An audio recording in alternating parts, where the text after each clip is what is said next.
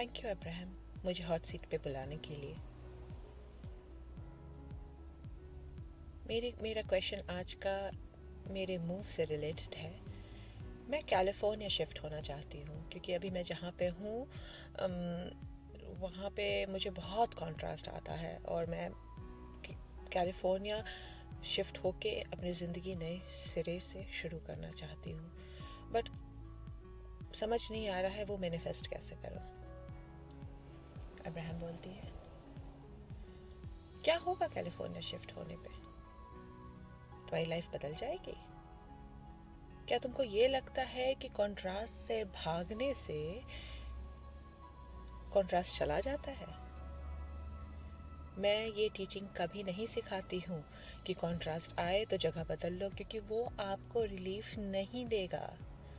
ये मैं बिल्कुल भी नहीं कह रही हूँ कि तुम कैलिफोर्निया शिफ्ट नहीं हो सकती हो, बिल्कुल होगी, लेकिन अपने रीजंस को हमेशा पॉजिटिव रख के शिफ्ट करो। क्योंकि जब आपको कोई जगह कॉन्ट्रास्ट देती है तो उस वक्त आपको उस जगह पे रह के कॉन्ट्रास्ट को क्लियरिफाई करना पड़ेगा। क्योंकि अगर कोई चीज़ आपको नेगेटिव इमोशन दे रही है और आप उस जगह को छोड़ के दूसरी जगह जाते हैं पॉजिटिव इमोशंस की खोज में, तो वो नेगेटिव इमोशन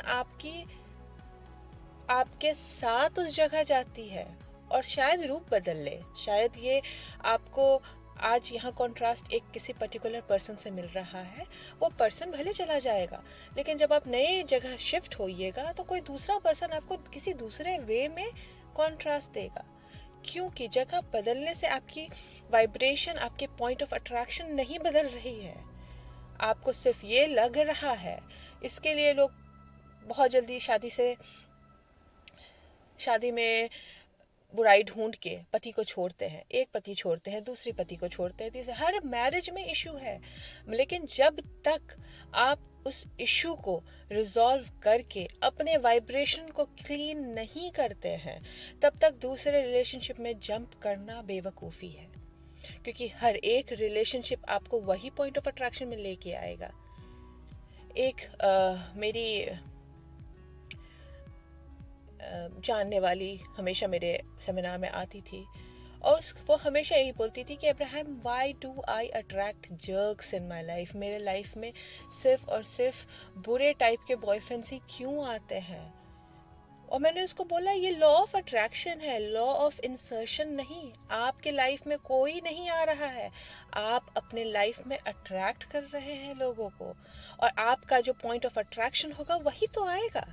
अगर आप का पॉइंट ऑफ अट्रैक्शन जर्क्स को अट्रैक्ट कर रहा है, तो इंस्टेड कि आप जर्क्स को जर्क बोले, अपने पॉइंट ऑफ अट्रैक्शन पे काम कीजिए।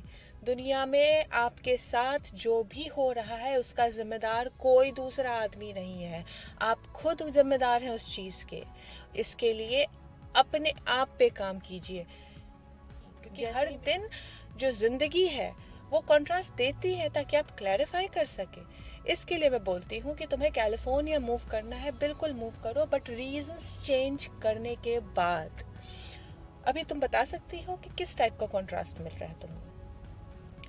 मैं शुरू से एक्ट्रेस बनना चाहती थी, बट मैं जहाँ पे हूँ वहाँ जब भी मैं जाती हूँ तो लोग ये बोलते हैं कि तुम्हारा लुक यहाँ से मैच नहीं कर रहा है। मैं यहाँ काफ़ी सारे शोज़ में ट्राई की, बट मेरा हर जगह से ऑडिशन से रिजेक्शन ही आ रहा है। इसके लिए मैं सोच रही हूँ कि शायद मैं कैलिफोर्निया में ट्राई करूँ, क्योंकि मेरे लुक वहाँ के एजेंट्स को शायद ज़्यादा मैच करे, तो मुझे वहाँ काम मिल जाए। आप लोगों ने देखा इसके बातों में कितने ज़्यादा डाउट्स थे। किसने तुम्हें बोला कि तुम्हारा लुक मैच नहीं कर रहा है? एजेंट ने। और एजेंट को कैसे पता तुम्हारा लुक मैच नहीं कर रहा है?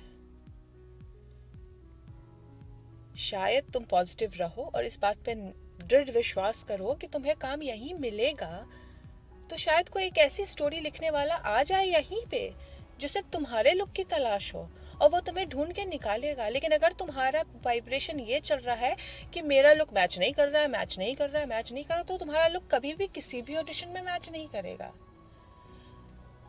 मैं इस चीज़ के लिए बोलती हूँ कि जब किसी को भी अपनी एक जगह से दूसरी जगह मूव करना है, उससे पहले आप जिस सिचुएशन में हैं जगह हो, रिलेशनशिप हो, काम हो, किसी भी चीज़ से रिलेटेड अगर आप मूव कर रहे हैं तो मूव करने के पहले का रीज़न समझिए। अगर आप किसी चीज़ से भाग रहे हैं तो वो गलत रीज़न है, क्योंकि आप वो चीज़ें लेके जाइएगा जहाँ जाइएगा, शायद कंट्रास्ट का रूप बदलेगा बट वो जाएगा ही जाएगा।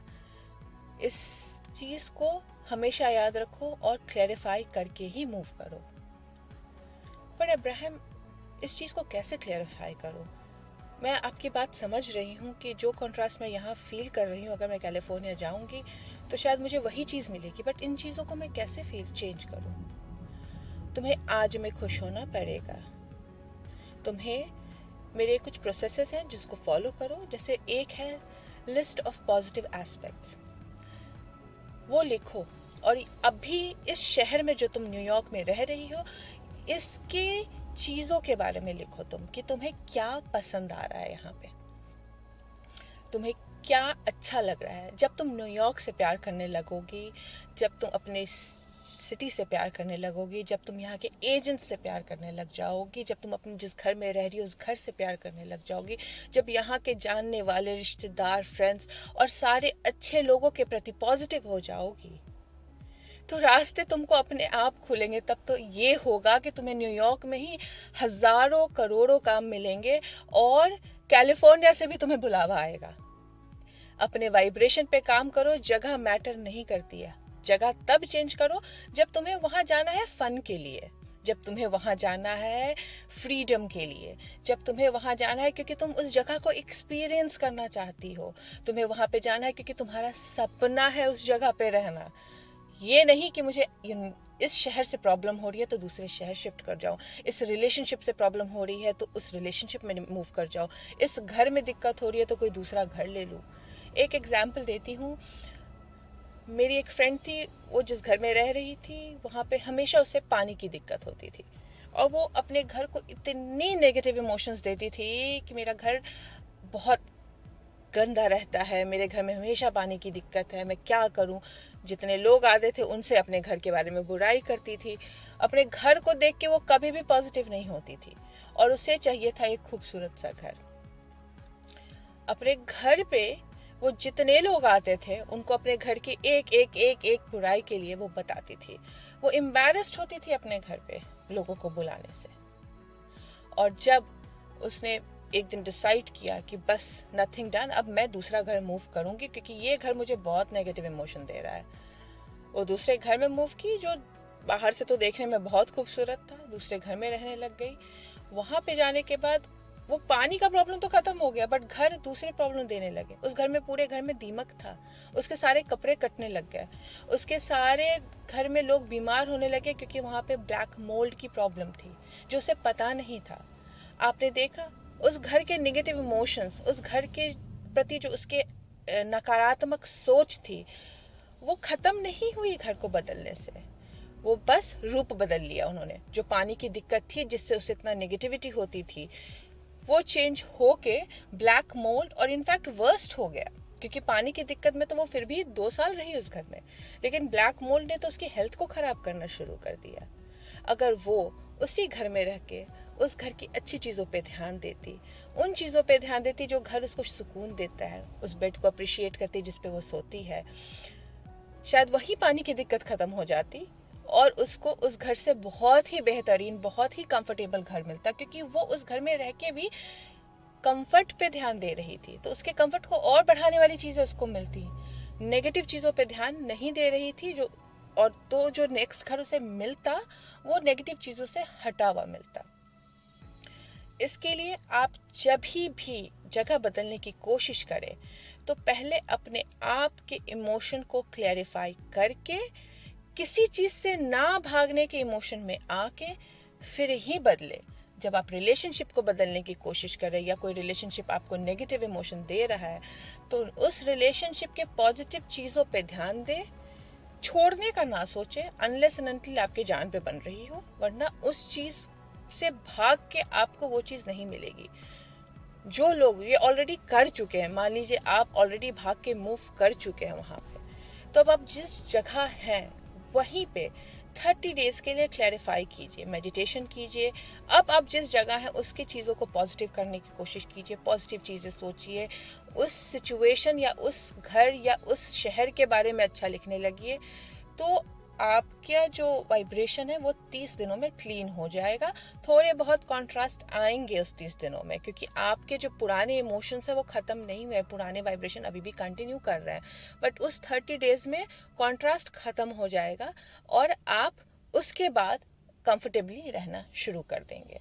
इसके लिए अगर तुम्हें कैलिफोर्निया मूव करना है बिल्कुल करो, बट अभी न्यूयॉर्क में रह के अपने वाइब्रेशन को क्लीन करो, उसके बाद मूव करो। Enough. Thank you so much Abraham, आपने मेरी लाइफ बना दी। Thank you.